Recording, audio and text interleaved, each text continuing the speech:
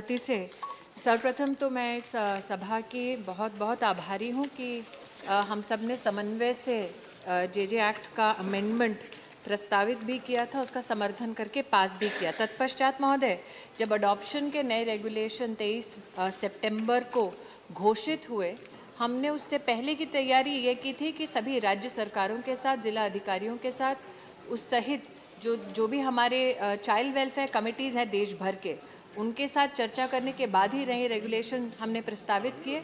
साथ ही साथ महोदय, प्रस्तावना के बाद जब नए रेगुलेशंस घोषित हुए, तत्पश्चात भी सभी जिलाधिकारी, सभी चाइल्ड वेलफेयर कमेटी, सभी प्रोस्पेक्टिव पेरेंट्स, लगभग 1800 स्टेक होल्डर्स के साथ उसके बाद भी हमारा समन्वय रहा। इसके परिणाम स्वरूप महोदय, जब नए रेगुलेशंस प्रस्तावित हुए, नोटिफाई हुए, तब लगभग 900 केसेस देश भर की कोर्ट्स में पेंडिंग थे। हमने राज्य सरकारों से ये निवेदन किया है कि आप अपने जितने भी केसेस हैं उसको विड्रॉ करें, और उसके सर एक परिणाम स्वरूप 23 सितंबर से लेके दिसंबर के पहले माह में लगभग 580 से ज़्यादा बच्चे अडॉप्ट हो चुके हैं। और आज सभी जिला अधिकारी जो कारा का नेशनल पोर्टल है उसमें संबद्ध हैं, टेक्निकली टेक्नोलॉजी का सहारा लेके ही अडॉप्शन के सारे प्रोसीजर्स अब वो कर रहे हैं।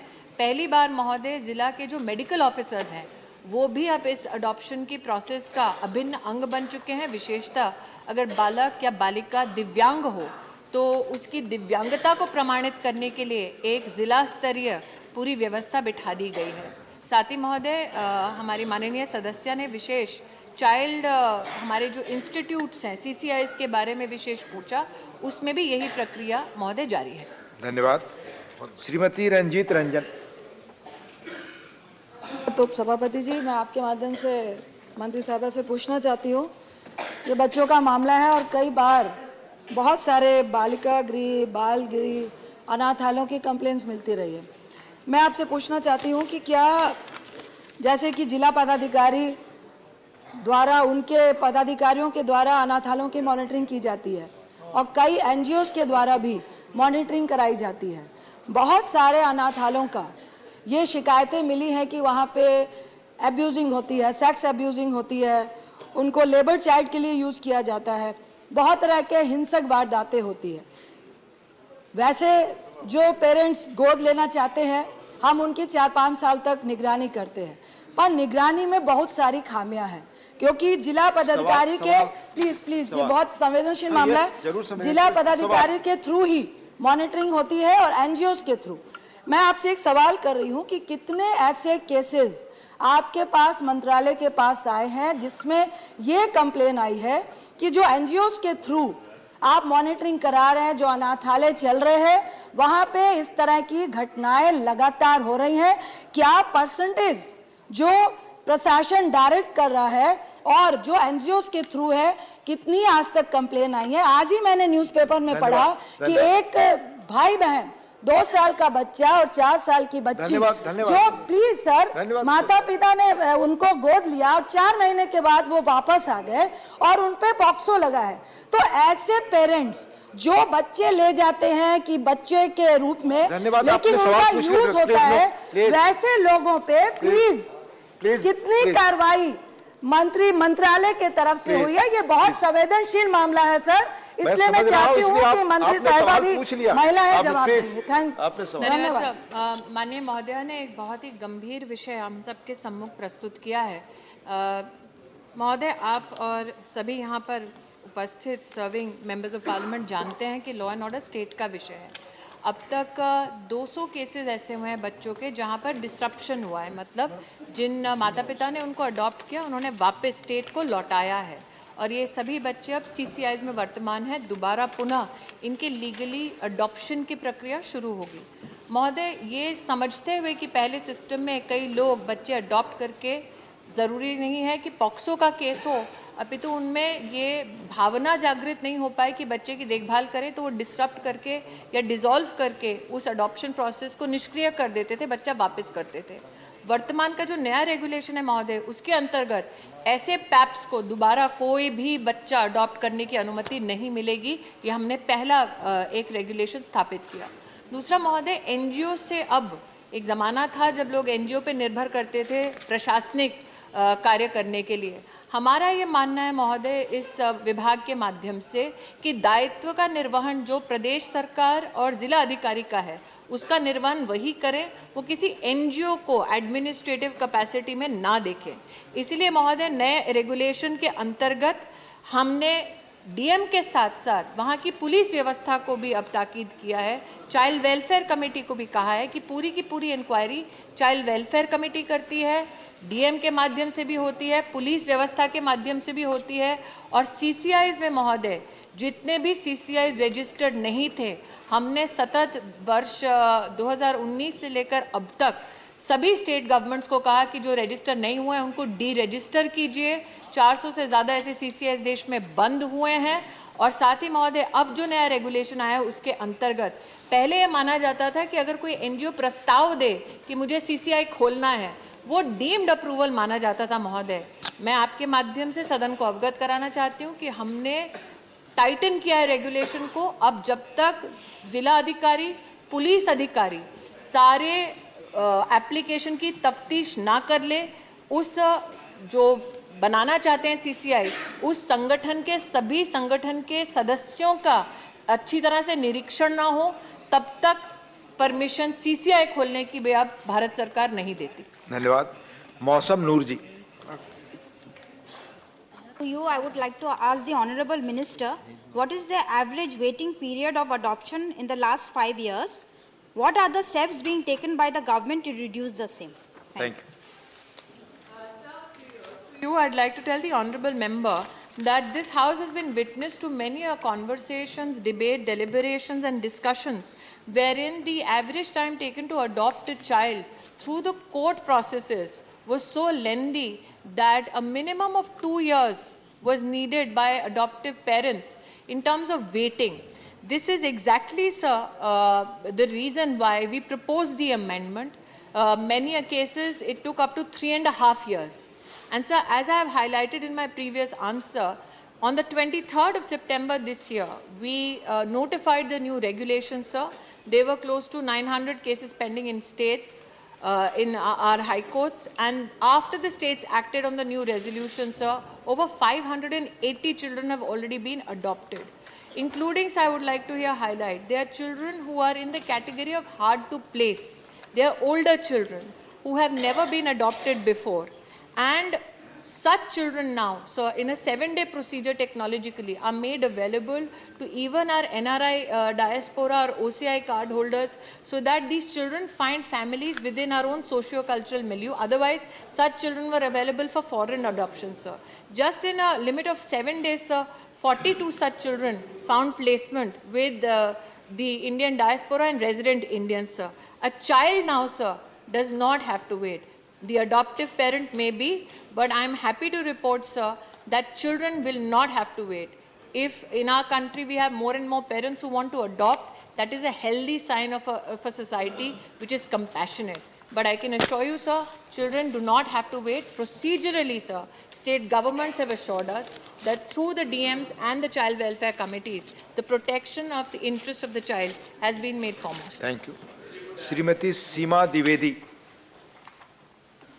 माननीय उपसभापति महोदय, मैं आपके माध्यम से माननीय मंत्री से जानना चाहती हूँ कि जो माता पिता 3 साल में बच्चों को गोद लिए हैं, उनमें बच्चों की संख्या अगर कम है तो बच्चियों को भी ज़्यादा संख्या में माता पिता गोद लें।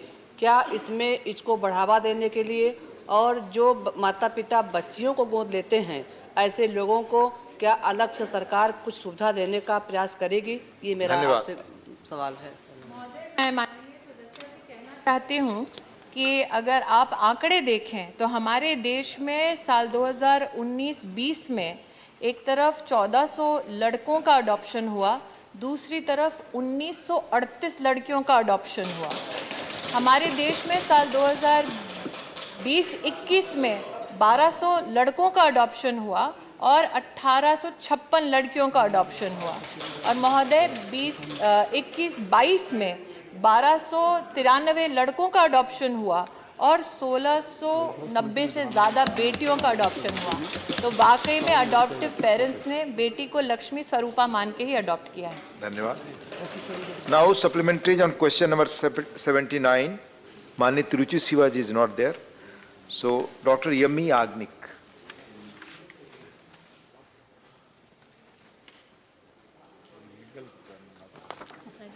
Supplementary on question number 79. Yes, sir. Thank you, sir. Sir, I have gone through the reply given by the Honorable Minister. If you, the Minister kindly refers to all the authorities that are involved, sir. Child Welfare Committee, the Central Adoption Resource Authority, then there's a Juvenile Justice Board and an Act, and the Juvenile Justice Homes, then the District Child Protection Unit, OCI, CMO, there are so many authorities on one side. There might have been adoptions of the girl child and the boy child, as you mentioned, but the number which you have given is much less. The number is, the data shows a lot of orphan children in orphanages. I just want to ask you, do you have any plan to make some kind of an arrangement for these children for counseling? They are in waiting, they are not commodities. मेरा turn कब आएगा, मुझे कौन ले जाएगा, मैं कहाँ जाऊंगी? This is an important issue rather than talking about all these other things. Have we thought about this future or the sensitiveness of the children's minds in this particular issue? Thank you. I would like to very humbly, through you, sir, object to the fact that there is a presumption by the honorable member that the numbers that have been professed in this house are a part of an administrative imagination. I, sir, recognize the authority and the dignity of the House, and so humbly through you submit, sir, all the numbers professed, and including the numbers that have been given in written responses to this House, are accurate in collaboration with constitutional and administrative authorities across the country.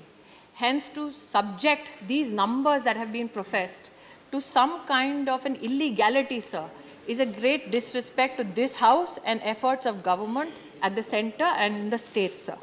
So, insofar as this, again, proclamation that why have I written in this written response, who are the various administrative branches of government, including district authorities, who are liable or authorized or responsible to act in the interest of the child, sir. This House demands that kind of a disclosure in an answer, and hence that disclosure was given so that members of parliament, when they deem fit, know in the administrative hierarchy in the country who could they approach, in fact, if a child is in need of help. Sir, again the presumption that nobody in this government must have thought about the mental health needs of children, especially in childcare institutions, or for that matter, children in waiting, is again an anomaly. Because I have in this very House, sir, communicated earlier in one of my earlier engagements that in collaboration with NIMHANS, under the aegis of Ministry of Health, especially during COVID, the Ministry of Women and Child Development for children, particularly also in distress, in need, and children in CCIs, have received adequate counseling support through NIMHANS Samvad project. So over 1 lakh caregivers also were a part of it. Through the new regulations, sir, not only is mental health support and counseling given to children, but also adoptive parents. And not only pre-adoption, sir, but also post-adoption. I wish these facts which are available in public domain were reflected on before such a charge was made. Thank you. Dola Sen ji. Thank you, Deputy Chairman, sir. आपकी माध्यम से हम minister madam को पूछना चाहेंगे कि we know that law and order is the state subject, फिर हम जानना चाहते हैं कि ये सारा के माफिक आफ्टर एडॉप्शन होने का बाद अगर कोई चाइल्ड को चाइल्ड लेबर होना सहन ना पड़ेगा और अगर अनफॉर्चुनेटली ट्रैफिक भी होना पड़ेगा, तो उसके लिए क्या मिनिस्ट्री की तरफ से कोई मॉनिटरिंग होगा, है कोई प्रोसेस है, या कोई लेबर डिपार्टमेंट से भी कोई मॉनिटरिंग है, ये हम जानना चाहते हैं। से माननीय महोदया को आपके माध्यम से अवगत कराना चाहूँगी कि चाइल्ड वेलफेयर कमेटी को तो सशक्त किया ही गया है, साथ ही प्रदेश में जो स्टेट कमीशन है चाइल्ड राइट्स के प्रोटेक्शन के लिए वो एनसीपीसीआर के साथ राष्ट्रीय स्तर पे एक्ट की मॉनिटरिंग इम्प्लीमेंटेशन का काम करती है। सीडब्ल्यूसी के माध्यम से सब पोस्ट अडॉप्टिव फॉलोअप 2 साल तक सतत चलता है, जिसमें माता पिता के साथ साथ विशेष बच्चे के साथ फॉलोअप प्रोसेस होता है।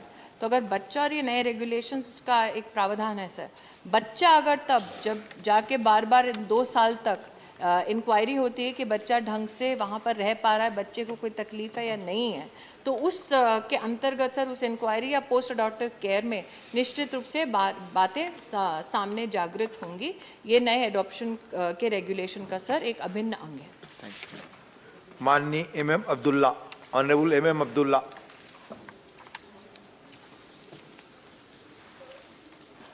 Honorable Deputy Chairman, sir, thanks for the opportunity given me to ask the supplementary question on question number 79. Sir, whether it is fact that incidents of families returning children to the state adoption agencies have an unusual spike in the past year, and if so, the union government taken any steps to resolve it, sir? Thank you. Sir, till now, no unusual spike has been reported to the ministry. However, sir, we are cognizant of the fact that this is an ongoing process where engagements with children and prospective parents and those parents who have already adopted children is something where we depend on CARA to report to us any anomaly, any disruption or dissolution. So from that perspective, sir, definitely the ministry tries to ensure that our engagement are productive, not only from the perspective of CARA, but also state adoption agencies, child welfare committees, NCPCR and SCPCR, sir. Predominantly, sir, we have requested NCPCR to ensure any disruption that they see from any inquiry that they have undertaken or undertaken through state agencies also be flagged to